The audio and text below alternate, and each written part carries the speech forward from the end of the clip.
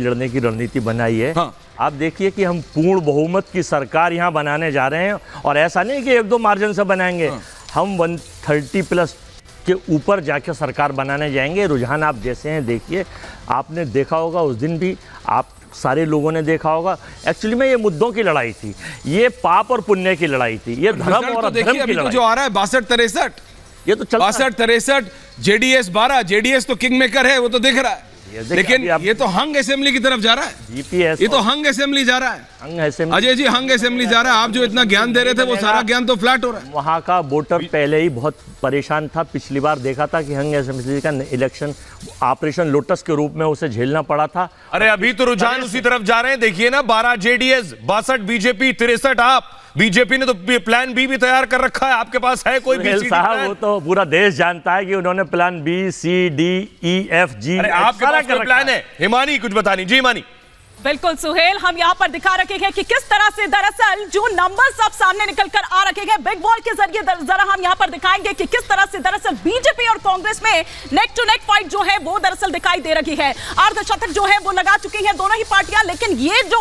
अर्धशतक लगाया गया है, नेक टू नेक फाइट दिख रही है, वो दरअसल दिखा रही है कि त्रिशंकु की ओर दरअसल बढ़ रही है। लेकिन जेडीएस की अगर हम बात करें तो देखिए, किंग मेकर की भूमिका में इसलिए बार बार कह रहे हैं कि ये जो 12 नंबर है, हालांकि ये अभी सिर्फ रुझान है, लेकिन इनको आप दरकिनार नहीं कर सकते हैं, इनको आप इग्नोर नहीं कर सकते हैं। तो जेडीएस, अब देखिए यहाँ पर फोन अभी से खटकने शुरू हो गए होंगे। हालांकि ये सिर्फ रुझान है, लेकिन बड़ी ही तेजी के साथ, क्योंकि जाहिर सी बात है कि उधर बीजेपी भी अपने जो तमाम स्ट्रैटेजीज हैं उसमें लगी हुई होगी, और साथ ही साथ कांग्रेस भी स्ट्रैटेजी बनाने में लगी हुई होगी। यही कारण है कि बार बार हम रिजोर्ट्स और चॉपर्स का जो यहाँ पर जिक्र कर रखे हैं। तो इसीलिए अजय जी, अभी बहुत खुश होने वाली बात नहीं है, क्योंकि हंग असेंबली की तरफ दरअसल त्रिशंकु जो विधानसभा है अभी वो नजर आ रही है के जरिए।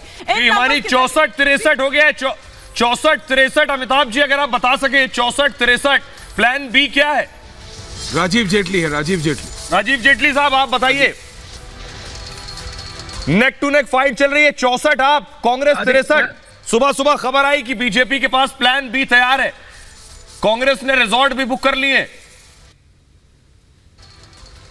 मैं अभी तो ऐश्वर्या जी ने बहुत डिटेल, मुझे लगता है कि बहुत it's too early to say anything. अभी बहुत जल्दी है, सुबह का वक्त है, रुझान आ रहे हैं, और हमें यकीन है कि भारतीय जनता पार्टी अपनी सरकार कर्नाटक के अंदर बनाएगी।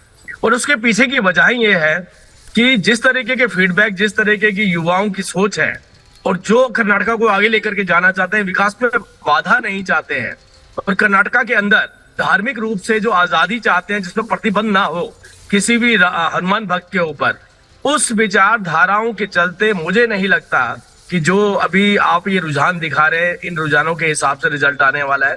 रिजल्ट भारतीय जनता पार्टी के पक्ष में आएगा। भारतीय जनता पार्टी मजबूती से अपनी सरकार बनाएगी। युवाओं की सोच की